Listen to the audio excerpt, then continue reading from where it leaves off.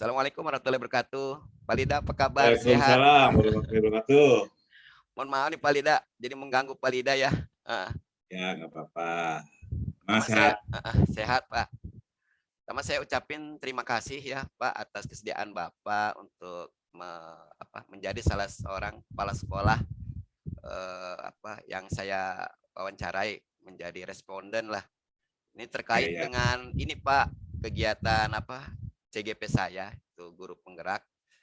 Salah satunya adalah demonstrasi kontekstual untuk mewawancarai 2 sampai 3 responden dari para kepala sekolah yang ada di sekitar atau wilayah Jakarta Barat, Pak.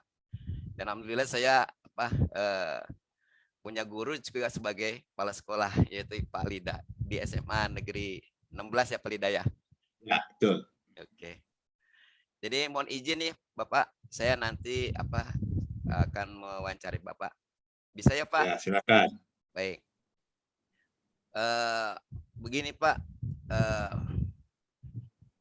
Bapak kan sebagai kepala sekolah atau sebagai pimpinan tentu banyak sekali mengambil keputusan-keputusan yang sangat penting gitu ya Pak. Terutama keputusan yang berkaitan dengan dilema etika atau bujuk moral Pak. Bisakah Bapak menceritakan bagaimana ya Bapak dapat mengidentifikasi kasus-kasus yang ada itu merupakan dilema etika atau bujuk moral, Pak? Bagaimana cara Bapak mengidentifikasinya? Baik, terima kasih. Sebagai seorang pimpinan di sekolah, itu adalah merupakan orang yang paling bertanggung jawab terhadap permasalahan-permasalahan yang ada di sekolah. Kemudian juga bertanggung jawab untuk menyelesaikannya.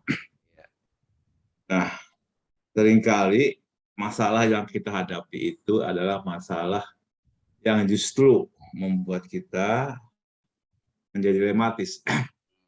Satu sisi ya, ada satu persoalan yang kalau kita lihat dari sudut tertentu ya, ini bisa benar gitu.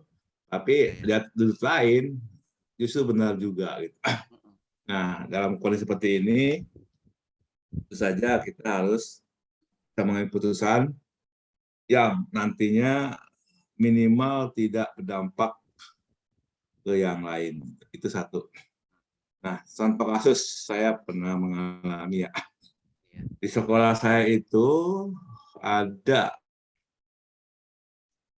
siswa kelas 10 yang awalnya diterima di SMA 16 itu melalui zonasi gitu. Kemudian karena sesuatu hal dia tempat tinggalnya itu berpindah dari Palmerah ke Pasar Minggu gitu. Perpindahannya itu karena dia orang tua yang meninggal, kemudian warisannya itu dibagi-bagi ya, lalu dijual rumah itu, kemudian dia berpindah ke lebih jauh. Proses berlangsung, terjadi masalah untuk pendidikan anaknya. Apa masalahnya? Masalahnya adalah bahwa orang tua itu menginginkan agar anaknya tetap sekolah di SMA 16. Nah, tetapi anak ini walaupun setiap harinya dia diantar oleh orang tuanya, nah, kemudian anak ini merasa tidak kuat gitu. Nah, sisi lain dia mengharapkan orang tuanya ya bisa ke sana gitu ya. Gimana caranya agar dia tidak capek gitu. Nah, dia kemudian ingin kos, tapi dia tidak bisa melakukan itu karena apa? Karena memang keadaan ekonomi ya, ekonomi. Nah, kemudian anak itu akhirnya jarang masuk begitu, ya, dengan alasan sakit dan sebagainya. Karena kejauhan Nah, ini akhirnya capeannya, menjadi Pak. persoalan tersendiri ya. Nah, langkah saya waktu itu adalah tetap saya mempercayakan masalah ini kepada guru BK. Ya. untuk diatasi ya. Terutama adalah pembinaan kepada anak ini ya, agar dia bisa masuk sekolah seperti biasanya. Karena untuk transportasi diantar oleh orang tuanya. Nah, tetapi kemudian anak ini datang lagi sekolah, nggak masuk lagi, dan seterusnya. Jadi, hal itu soalnya jarang masuk. Nah, BK akhirnya ada kunjungan ke rumahnya, ya, membuktikan bahwa dia itu adalah rumah jauh dengan home visit itu ya. Iya. Nah, kemudian dia juga mendata tentang kesehatannya dan sebagainya. Nah, akhirnya BK ini akhirnya ada kesulitan mengambil keputusan. Kenapa? Karena orang tuanya tidak bisa mengerti ya tentang keadaan Anaknya. ya. Nah, selanjutnya saya mengambil alih masalah itu. Saya kumpulkan data-data, ya kan, identifikasi masalahnya, ya. Kemudian saya berkonsultasi dengan PK dan penyesuaian dan seterusnya. Semua data saya kumpulkan tentang anak ini. Kesimpulan saya adalah bahwa anak ini sebenarnya tidak eh, tidak nakal, bukan malas, bukan apa ya. Kemudian saya memanggil orang tuanya. Baik, Pak. Harinya dia mengajukan pindah. Itu Oke. Jadi satu kasus ya. ya. Jadi ini kan contoh kasus yang pernah Bapak ada ya, berada di sekolah Bapak ya. Jadi kesimpulannya dalam hal mengidentifikasi kasus yang bukan dilema etik atau bujukan moral ini, Bapak mengambil berdasarkan ternyata dua keputusan yang diambil inilah sama-sama benar gitu ya, Pak? Ya betul, Oke. betul ya. Ya. Jadi istilah itu memang betul dua-duanya gitu, ya kan. Ya. Satu sisi kita ingin anak ini belajar, Ya, kan? betul. Belajar karena kan tugas ini adalah bagaimana itu belajar dengan senang, dengan baik dan sebagainya. Ya. Di lain, Sehat, dia pun punya hak, ya kan? Ya, sehat. punya hak ya untuk tidak belajar dengan begitu sesalahnya gitu kan. Iya, betul betul. Nah, ya oleh karena itu ya saya mencoba mengambil satu keputusan, mau tidak mau dia harus pindah dari sekolah itu. Pindah. Oke. Kenapa kalau nggak pindah ya? Satu sisi ya, saya akan merasa dilema ya. Ini bagaimana mengangkat anak ini dengan keadaan tidak pernah masuk atau jarang masuk gitu kan. Kemudian anak itu secara moral, secara sikap itu baik-baik Baik saja, semua. ya kan? Ya. Kita kan seperti itu ya kan. Ya. Nah, mungkin juga kalau akademik mungkin bagus juga karena makin dia belajar jadi jelek gitu kan. Ya. Nah, sementara anak itu ya tidak bisa mengikuti pembelajaran dengan maksimal gitu Ya, kan. ya. Maka itulah salah satu keputusan saya, dia harus pindah ke sekolah lain. Baik. Berikutnya yang pertanyaan berikutnya nih Pak. Jadi Bapak ini dalam menjalankan pengambilan keputusan di sekolah Bapak ini, terutama untuk kasus-kasus yang tadi itu barusan tadi itu yang mengandung nilai kebajikan itu ya. Tadi dengan menganalisa dengan melibatkan siapa saja ya Pak? Ya.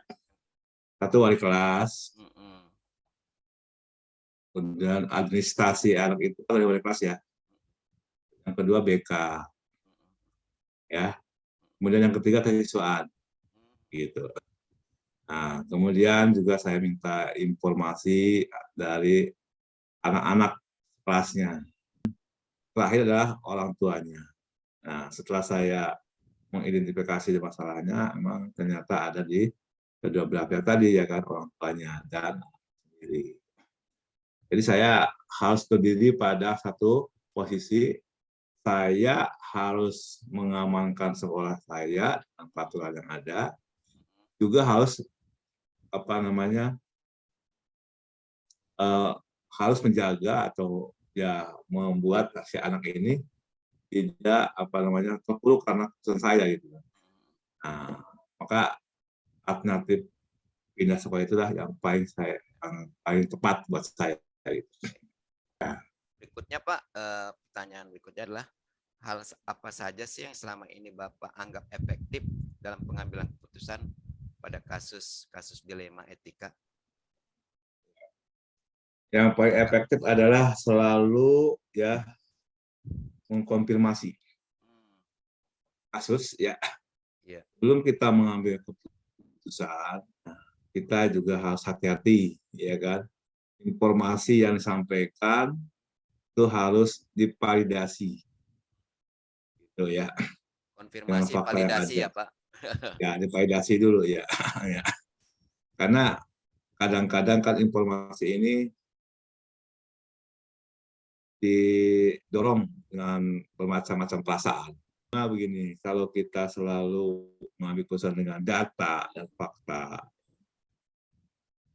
data itu kan yang tertulis ya, data adalah fakta yang tertulis. Ya. Kalau fakta yang terjadi, ya kan. Kadang-kadang data ini nggak sesuai dengan fakta loh.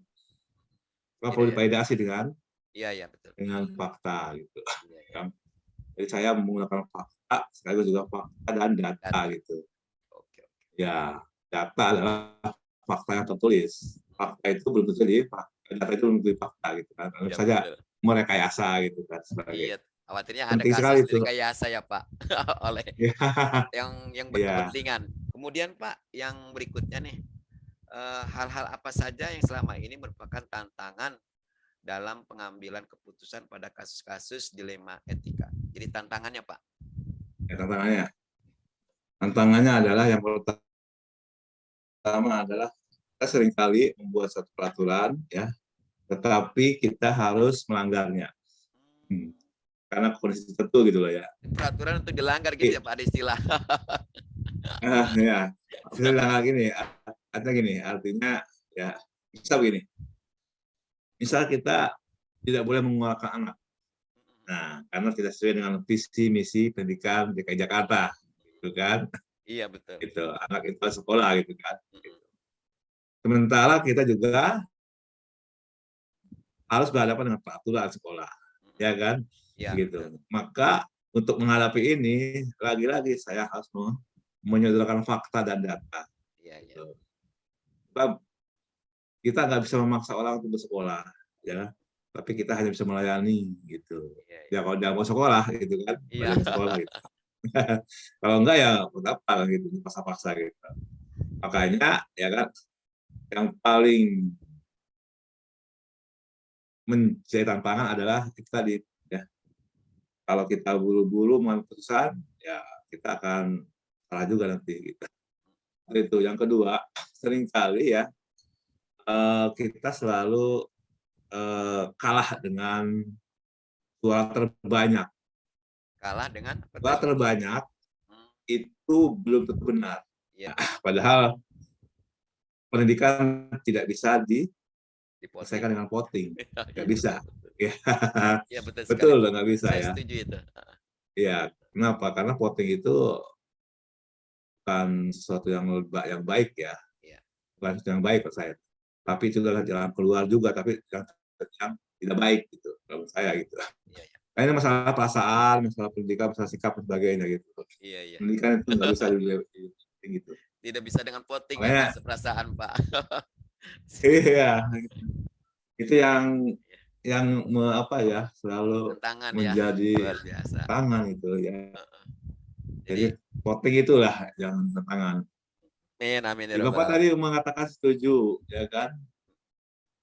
Sebagai seorang guru tentu setuju itu bukan karena ikut orang aja. Coba cari yang lain, alasan lain dari Bapak, ya, dari Ibu, selain yang dikatakan yang awal.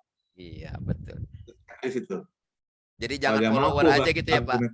Suaranya ngikut aja gitu. Ya itu nggak boleh banyak gitu. Aja gitu. Ya padahal nggak boleh ya gitu. Karena nggak punya pendapat kalau begitu. Itu masih satu suara berarti. Iya. Bukan dua suara. Iya. Pengetahuan saya gitu loh. Iya. Suara berbeda itu kan harus beda suaranya dong. Iya betul Pak. Baik Pak. Artinya ya, Berikutnya Pak, apakah Bapak memiliki sebuah jadwal tertentu dalam menyelesaikan kasus Pak? Apa dijadwal apa langsung saat itu juga Pak Bapak biasa menyelesaikan ya kasus? gini. Pertama saya lihat dulu masalahnya ya. Masalah itu ada yang biasa, ya, ada yang sangat luar biasa, ada yang mendesak gitu. Ya, saya akan melihat dulu masalahnya apa.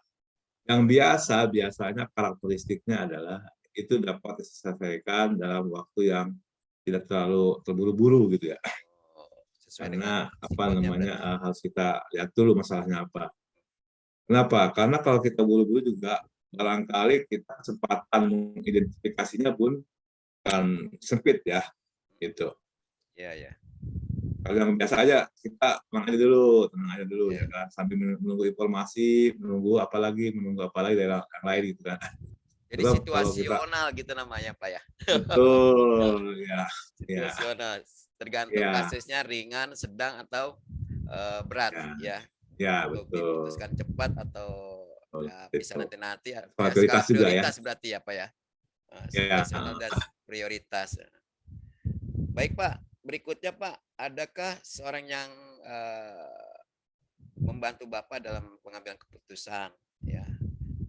Oh tadi kan udah juga Bapak udah sebutkan yaitu ada wali kelas ya kan atau teman-teman hmm, apa kalau ada kasusnya terkait sama siswa berarti teman-teman ditanya juga atau guru. Ada selain itu ada lagi nggak Pak? ada. Orang siapa tuh Pak? Ya. Ya, kalau sekolah itu kan punya namanya struktur ya. Oh iya struktur. Ya, struktur. Struktur itu ada ring pertama wakil dan KTU ya kan. Dan yang kedua staf dan seterusnya Oh gitu. iya staf ya Pak. Ya. Jadi selalu saja karena saya bukan seorang lidak nalida, tapi seorang kepala sekolah yang secara notabene itu di bawah kepala sekolah itu ada wakil dan sebagainya. Maka keputusan saya adalah keputusan mereka juga gitu, Oh iya. ya kan? Ya. Gitu. Jadi kalau saya bicara sampai kepala sekolah, maka saya juga mengambil alih keputusan dia juga gitu. Oh iya. Lalu diskusi berarti dengan Nah, kepala karena dalam satu wakil. organisasi itu butuh soliditas, maka saya selalu meminta pendapat atau memberikan kesempatan kepada mereka untuk memberikan pendapat kepada saya. Oke oke. Kalau yang bagus, yang baik, ya saya akan Ambil. pakai gitu. Iya baik. Jadi tetap keputusan kebijakan adalah di tangan Bapak dalam Ya, mengambil keputusan tersebut ya Pak sebagai pimpinan tentunya di sekolah. Baik Pak, mungkin yang terakhir ini dari semua hal yang telah disampaikan, lalu kira-kira pembelajaran apa yang dapat Bapak petik nih dari pengalaman Bapak dalam mengambil keputusan dilema etika ini? ya, baik. Yang pertama adalah sebenarnya saya selalu berprinsip bahwa semua persoalan pasti ada penyelesaiannya. Oh iya, Satu. prinsip. Yang kedua, ya, bahwa persoalan itu harus disikapi dengan cara yang berbeda-beda. Gitu. Dengan melihat bagaimana karakteristik persoalan itu. Stigma yang kedua.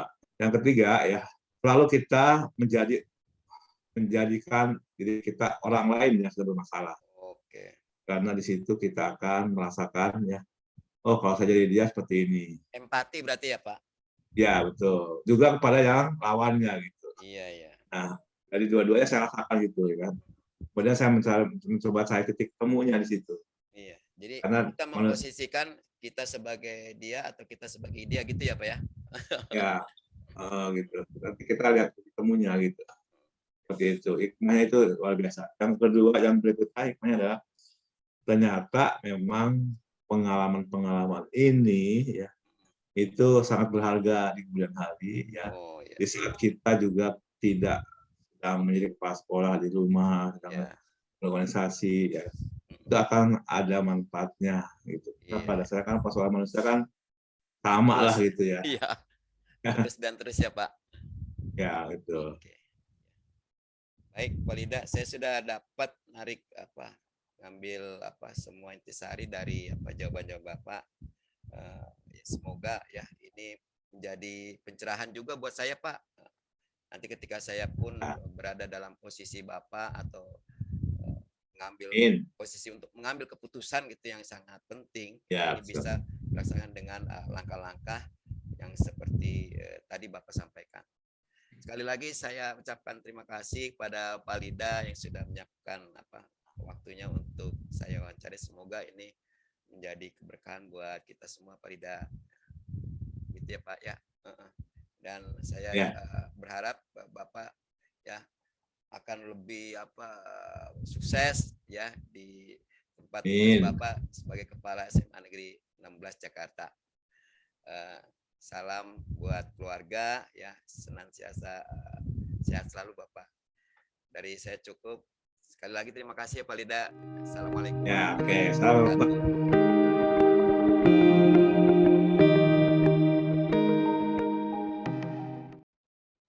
Assalamualaikum warahmatullahi wabarakatuh. Waalaikumsalam warahmatullahi wabarakatuh. Pak Anwar, apa kabar? Sehat ya? Alhamdulillah. Senang banget nih sehat. bisa ketemu dengan Pak Anwar Musadat. Alhamdulillah. Ini juga bisa. Sahabat sekaligus guru saya. Pak Masudi. Alhamdulillah. Ya, ini bagian dari silaturahim. Cuma mohon izin nih Pak Anwar, untuk pertemuan kita kali ini saya untuk menjalankan tugas saya sebagai calon guru penggerak angkatan 5 DKI untuk mewawancara 3 kepala sekolah nih ya. Salah satunya adalah Pak Anwar Musadat ya, sebagai kepala sekolah SMA 47 Jakarta. Iya. Jadi alhamdulillah Pak Anwar bisa menyiapkan atau menyediakan waktunya untuk saya. Sekali lagi saya ucapkan terima kasih ya Pak Anwar ya. Sama-sama Pak Masudi. Ya. Ini tentang pemimpin pembelajar dalam mengambil keputusan berdasarkan nilai-nilai kebajikan Pak Anwar. Semoga Bapak ya, tentu saya yakin Bapak udah melaksanakan yang hal seperti ini. Kayaknya tidak susah-susah amat buat Pak Anwar. Baik Pak Anwar, ini pertanyaan pertama. Jadi selama ini sebagai pimpinan di sekolah tentu ya Bapak sudah banyak ya mengambil keputusan-keputusan, terutama keputusan yang berkaitan dengan dilema etika atau bujuk moral ya. Bisakah Bapak menceritakan bagaimana Bapak dapat mengidentifikasi kasus-kasus tersebut merupakan kasus dilema etika atau kasus bujuk moral, Pak? Ya, ya, kalau saya nanti lebih fokus pada persoalan dilema etika nih. Ya. Baik, dilema etikanya. Ya. Jadi begini, memang problema dilema etika tuh pasti ada, ya. Maka disebut dengan istilah di situ sesuatu yang rumit. Tapi sebetulnya tidak rumit kalau memang kita punya integritas, punya fondasi yang kuat, gitu loh. Saya kasih contoh begini deh, ya. Gimana tuh Pak? Misalnya kita punya tim suatu ketika kita dapat informasi ada pemain kita yang hebat, yang bagus, terkena skorsing atau melanggar aturan. Nah, sebagai pemimpin, ya pasti kita harus ikuti aturan yang ada. Persoalan nanti, ya, persoalan nanti apakah menang atau kalah, ya, sukses atau tidak sukses itu adalah proses. Tinggal kita bagaimana mengatur strategi. Minimal kita itu kalau dalam pertandingan minimal draw lah. Berarti kita harus bertahan ya di tengah keterbatasan yang kita miliki. Artinya apa? Menang itu bukan sebuah kepastian ya. Kita juga harus siap menang atau kalah. Sukses atau tidak sukses. Ya, yang penting kita sportif ya, Pak. Apa namanya? Sportif. Apa namanya? Sportif. Nah, itu kira-kira begitu. Nah, insya Allah kalau itu dilakukan, maka nggak ada yang namanya dilema etika gitu. Etika itu kan bicara sangat normatif gitu ya. Itu persoalan baik buruk. Nah, yang namanya baik buruk itu harus bersendikan benar dengan kebenaran ya. Iya. Saya pikir begitu Pak Masudi. Ya. Terima kasih Pak Anwar. Untuk pertanyaan berikutnya nih Pak. Jadi selama ini nih Pak, lalu bagaimana ya Bapak menjalankan pengambilan keputusan di sekolah Bapak ini terutama untuk kasus-kasus di mana ada dua kepentingan yang sama-sama benar. Oke, pasti begini aja ya. Kita sebagai pemimpin, pertama itu mensikapi masalah tadi. Pertama itu bagaimana menyeimbangkan tawazun ya, keseimbangan itu keseimbangan antara ya. dasar, cara, dan tujuan. Itu harus benar gitu loh. Jangan sampai terjadi ya tujuannya benar, caranya salah. Ini kan nggak seimbang nih. Ya, kalau nggak seimbang akan timbul masalah gitu. Baik. Nah, yang kedua, kita harus mampu mengatasi yang namanya persaingan. Yang namanya hidup di masyarakat pasti tidak bisa tidak kita berhadapan dengan kompetisi, persaingan. Nah, udah begitu, persaingan, kompetisinya itu pada kelompok atas sumber daya yang terbatas. Berat juga nih. Kalau persaingan sumber dayanya melimpah itu nggak masalah. Tapi persaingan pada sumber daya yang terbatas. Yang ketiga, bagaimana memastikan cara mempertahankan kita, posisi kita atau eksistensi kita dengan tetap memperhatikan partisipasi publik. Kenapa begitu? Adanya kita itu kan di masyarakat. Ya kan? Kita ada di sana tuh nggak bisa kita egois, tapi juga memperhatikan aspirasi masyarakat gitu. Yang keempat, ya, bagaimana kita mewujudkan kebijakan, ya, dalam jangka pendek bisa berjalan, walaupun ada hambatan untuk mewujudkan jangka panjang. Kalau jangka pendek ini kita bisa tempuh semua, akan bisa sampai pada program kebijakan jangka panjang. Kemudian yang ketiga nih Pak, lalu langkah atau ya prosedur seperti apa yang biasa Bapak terapkan ya dalam melakukan pengambilan keputusan seperti tadi itu? Ya, yang saya ambil dari kata prosedur aja deh, yang nggak perlu langkah ya. Kalau prosedurnya sederhana itu. Salah satu karakteristik seorang pemimpin adalah atau pemimpin yang efektif adalah memperlakukan orang dengan adil. Itu yang keadilan. Adil terhadap diri sendiri dan orang lain. Ya, ini akan melibatkan keadilan dan konsistensi. Ya, termasuk dalam penerapan aturan untuk semua orang secara setara. Kemudian yang keempat, lalu hal-hal apa saja yang selama ini ya Bapak anggap paling efektif dalam pengambilan keputusan pada kasus-kasus dilema etika tersebut? Ya. Baik. Nah, untuk mengatasi itu, saya pikir sepanjang pengalaman, pertama kita harus mengklasifikasikan masalah. Jadi masalah itu harus lebih spesifik gitu, tidak general, sehingga kita mampu mengidentifikasi. Itu yang pertama tuh. Yang kedua, kita mampu mendefinisikan masalah, ya, itu loh. Di samping kedua kita klasifikasikan, kita kelompokkan, menspesifikasi jawaban terhadap masalah. Jadi setelah kita mengklasifikasi, dan yang ketiga kita bisa tuh menspesifikasikan jawaban terhadap masalah. Jadi jawabannya pun lebih spesifik gitu loh. Oke.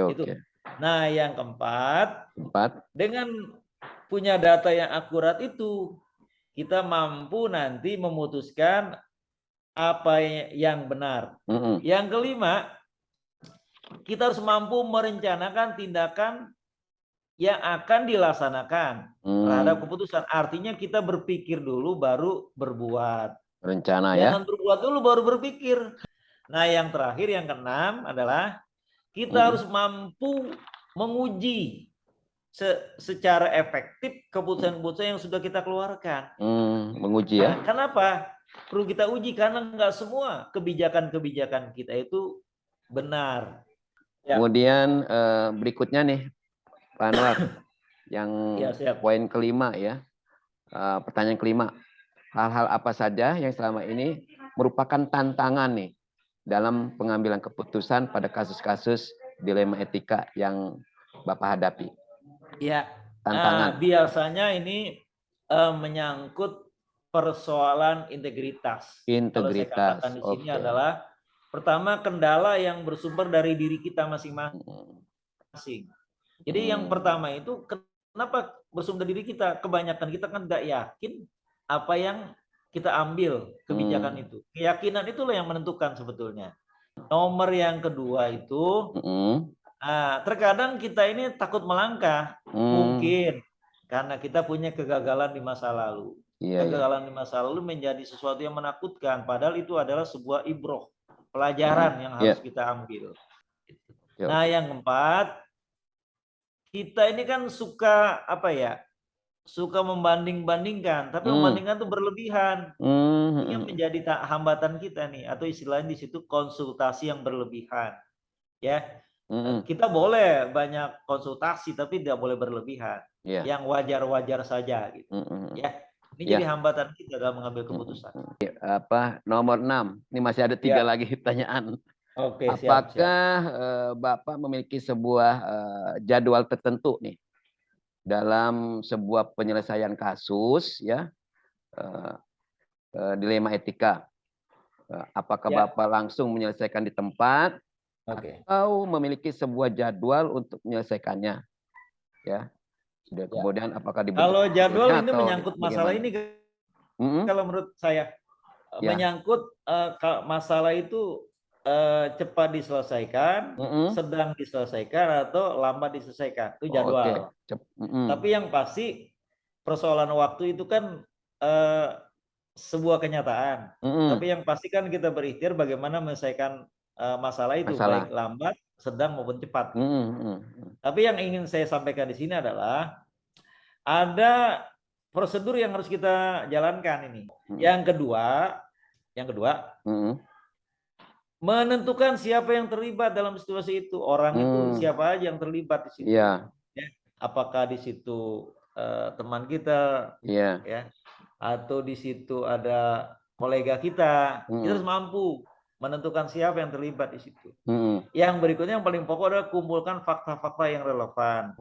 Artinya di dalam mengambil keputusan kita harus pakai data, by data, gitu, supaya tidak keliru, gitu. Biar betul. Akurat. Gitu.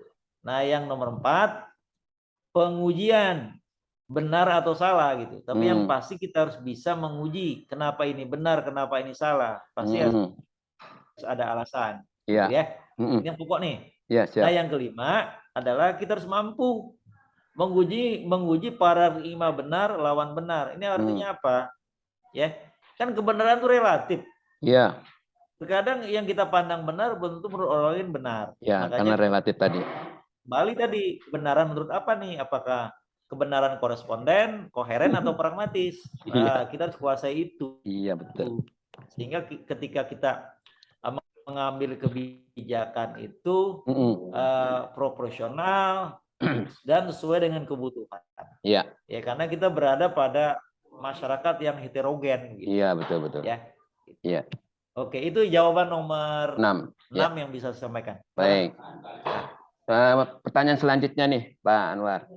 Adakah orang-orang atau atau faktor-faktor apa yang selama ini bisa membantu atau mempermudah Bapak dalam mengambil keputusan dalam kasus-kasus dilema etik?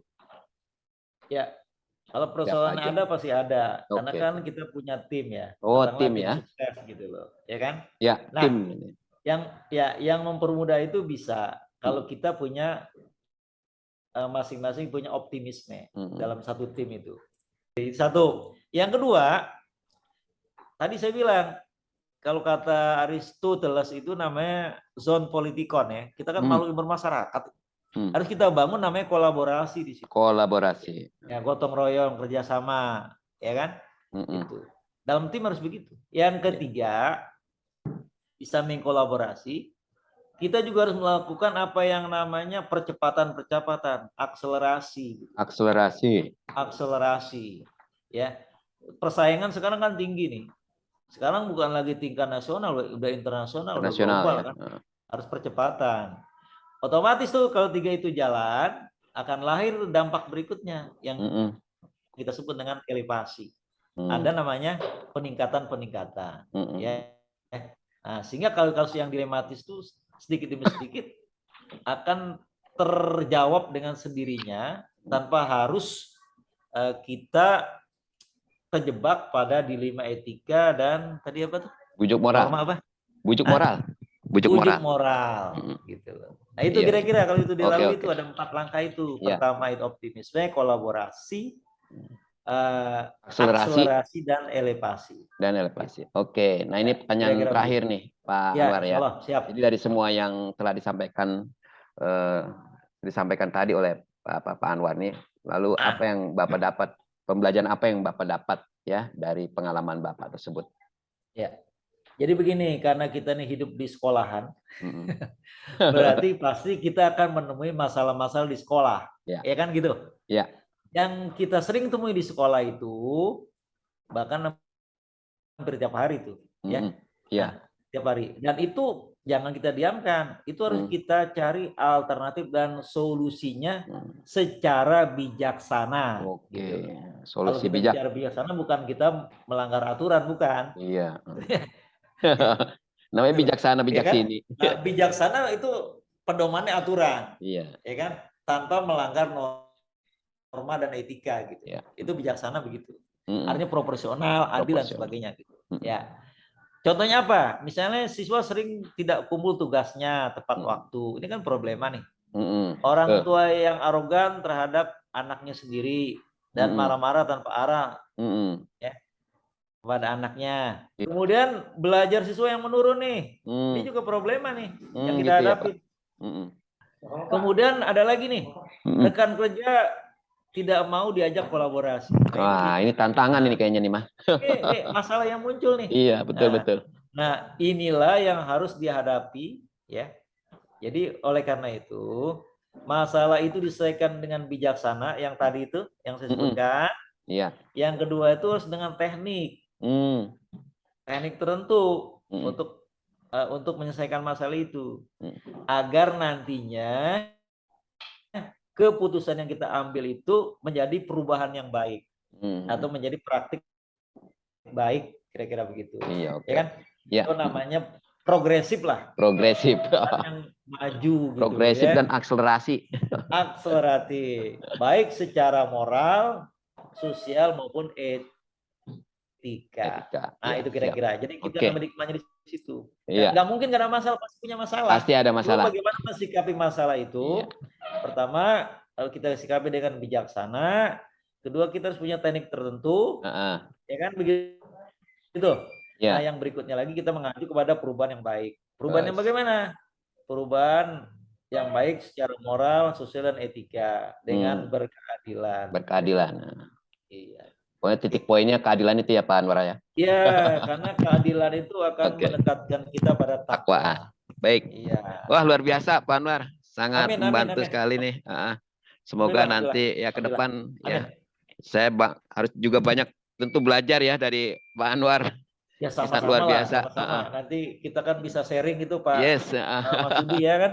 Iya. Insya Allah. Pokoknya sukses Pak Masudi. Yang penting yakinkan dengan iman, usahakan dengan ilmu, jalankan dengan amal soleh. Insya Allah sukses dengan izin Allah Subhanahu Wa Taala. Alhamdulillah. Alhamdulillah. Ya.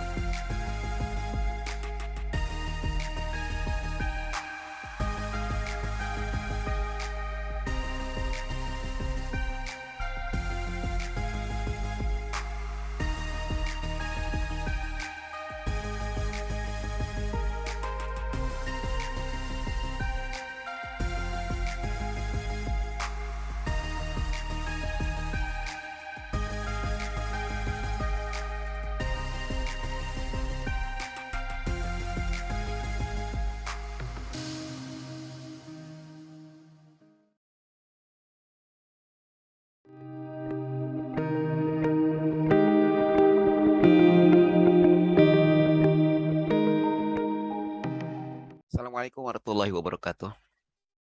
Alhamdulillah, saya sudah mewawancarai 3 orang kepala sekolah. Yang pertama tentu adalah Kepala SMA Negeri 56 Jakarta sendiri, yaitu di mana saya bertugas pada saat ini, yaitu Ibu Hirjah MPD. Kemudian yang kedua adalah Bapak Lidana Lida, yaitu Kepala SMA Negeri 16 Jakarta. Dan yang ketiga adalah Bapak Anwar Sadat, yaitu Kepala SMA Negeri 47 Jakarta. Sangat luar biasa 3 kepala sekolah yang sudah saya wawancarai adalah orang-orang yang saya kenal sangat luar biasa dalam memberikan tenaga, pikiran, ya, loyalitasnya kepada organisasi yang dipimpinnya. Pada kesempatan ini saya akan menganalisis dan merefleksikan hasil wawancara saya, ya, terhadap ketiga pimpinan kepala sekolah tersebut. Yang pertama, hal-hal menarik apa yang muncul dari wawancara tersebut? Pertanyaan-pertanyaan mengganjal apa yang masih ada dari hasil wawancara bila dibandingkan dengan hal yang saya pelajari seperti 4 paradigma, 3 prinsip, dan 9 langkah pengujian yang saya telah dapatkan. Bapak Ibu calon guru penggerak dan para pemirsa sekalian, dari hasil wawancara tersebut banyak sekali hal-hal yang menarik yang saya dapatkan. Yang ya, kalaulah dibandingkan satu dengan yang lain antar pimpinan, tentu ya setiap kepala sekolah itu kan mempunyai cara atau konsep yang berbeda dalam menangani sebuah kasus. Pertama, kasus dilema etika. Ya, di dalam wawancara tersebut ya ada bagian-bagian di mana ya kadang-kadang masih sulit membedakan kasus dilema etika dengan ujuk moral. Ya, ini yang mesti kita sebagai pimpinan nanti ke depan, ya, dari apa yang sudah saya pelajari di dalam modul 3.1 ini, itu membutuhkan pembelajaran yang lebih banyak. Lebih banyak dan lebih banyak lagi bagi seorang pemimpin pembelajaran. Mengapa saya katakan demikian? Karena sesungguhnya sebagian besar dari apa yang mereka telah putuskan ya sebenarnya sudah dilakukan dengan berdasarkan nilai-nilai kebajikan yang telah ada pada masing-masing diri mereka.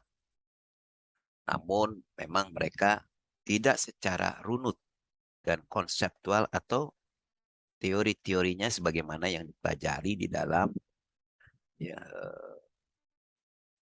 pelatihan guru penggerak ini.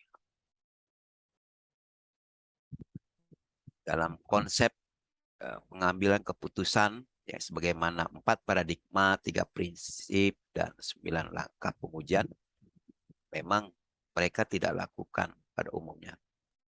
Tapi secara ya nilai-nilai kebajikan ya sebenarnya mereka sudah melakukan konsep tersebut ya. Misalnya 4 paradigma ya, antara kebenaran ya atau kejujuran ya dengan rasa kasihan ya atau jangka panjang, jangka pendek lawannya. Itu sudah mereka terapkan antara satu kepala sekolah dengan kepala sekolah yang lain ya sudah menerapkan di dalam organisasi sekolahnya. Langkah-langkah pengujian ya, dari 9 langkah mungkin ini adalah bagian dari teori yang untuk membantu. Tapi sesungguhnya semua orang secara naluri itu di mana dia mempunyai sifat-sifat kepemimpinan, lalu sudah dia terasah, sebenarnya dia bisa menangkap apakah ini bernilai baik atau bernilai tidak baik atau bernilai buruk. Jadi seperti itu. Kemudian refleksi saya yang kedua adalah bagaimana hasil wawancara antara 2-3 pimpinan ini, adakah sebuah persamaan atau perbedaan? Kira-kira ada yang menonjol salah satu pemimpin tersebut? Mengapa? Apa yang membedakan? Nah, dari hasil wawancara dari ketiga pemimpin tersebut, tentu ada beberapa atau banyak persamaan. Misalnya ketiga pimpinan tersebut ya dalam mengambil keputusan itu pada umumnya ya mengedepankan kolaborasi, musyawarah, bekerja sama dengan pihak-pihak lain, meramu, mendiskusikan, cari fakta, konfirmasi data, validasi data, dan lain-lainnya sebagainya, melibatkan banyak pihak, ya, orang tua bahkan. Nah, ini sudah mereka lakukan secara bersama-sama. Walaupun memang ada perbedaan. Ya, apa perbedaan yang paling mencolok? Itu kadang-kadang ada di antara mereka itu mengambil keputusan, ya, ada dengan cara musyawarah, ada dengan cara voting, bahkan juga ada yang mengambil keputusan itu dengan memutuskan sendiri. Ya, sebagai pimpinan memang yang bertanggung jawab setelah mendengarkan semua masukan dari pihak-pihak terkait tersebut. Tapi memang pada umumnya ya mereka yang melakukan ya itu dilakukan dengan cara bermusyawarah dengan pihak-pihak yang terlibat ya di dalamnya untuk menyelesaikan permasalahan tersebut.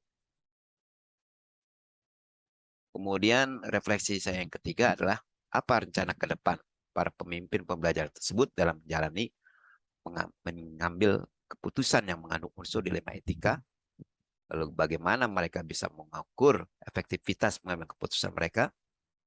Nah, rencana ke depan para pemimpin dalam mengambil keputusan adalah dengan cara itu berusaha untuk menggunakan 9 langkah pengujian keputusan. Itu dimulai dengan mengenali nilai-nilai yang bertentangan, lalu mengidentifikasi permasalahan, apakah mengandung aspek moral ataukah etika. Maka itu harus dilakukan terlebih dahulu. Ya, dengan uji benar salah. Nah, uji benar salah. Jika keputusan yang diambil itu adalah benar melawan salah, itu ditandai dengan tidak lolosnya salah satu dari pengujian, dari 5 pengujian, maka harus dilakukan terlebih dahulu dengan uji benar salah tersebut. Ada yang namanya misalkan uji legal, ya, uji regulasi, ya, uji publik, ya, dan lain sebagainya. Terutama, ya, ini yang harus dilakukan. Karena ketika kita mengidentifikasi kasus ini, apakah kasusnya untuk putusan benar atau salah, ya, maka itu termasuknya adalah bujuk moral dan keputusannya pasti benar atau salah. Tapi kalau kasusnya adalah di 5 ETK, ini yang memerlukan ya 9 langkah uji ya dalam mengambil keputusan. Nah, maka ya para pemimpin ini harus mengenal betul apa itu ya 9 langkah pengujian yang bisa membantu mereka dalam mengambil suatu keputusan yang ya yang minimal mendekati kebenaran dan memuaskan banyak pihak. Jadi dalam hal ini harus dipastikan terlebih dahulu bahwa ini adalah kasusnya apa. Apakah kasus bujuk moral atau kasus dilema etika. Yaitu dengan uji benar salah. Nah, kalau dengan uji benar salah ini tidak lolos, ya, maka sudah dipastikan bahwa ini adalah kasusnya bujuk moral. Tapi jika lolos dengan 5 uji ya benar salah, maka dipastikan bahwa kasus ini adalah kasus dilema etika. Lalu rencana berikutnya adalah yang harus dilakukan adalah bagaimana memperkuat kolaborasi dan menggali fakta-fakta, mengenali siapa saja yang terlibat di dalam pengambilan keputusan tersebut, mengedepankan diskusi dan musyawarah di dalam mengambil keputusan dibanding dengan cara voting. Kemudian yang keempat, bagaimana saya sendiri akan menerapkan pengambilan keputusan dilema etika pada lingkungan saya, pada murid-murid saya, dan pada kolega-kolega guru saya. Kapan Anda akan menerapkannya?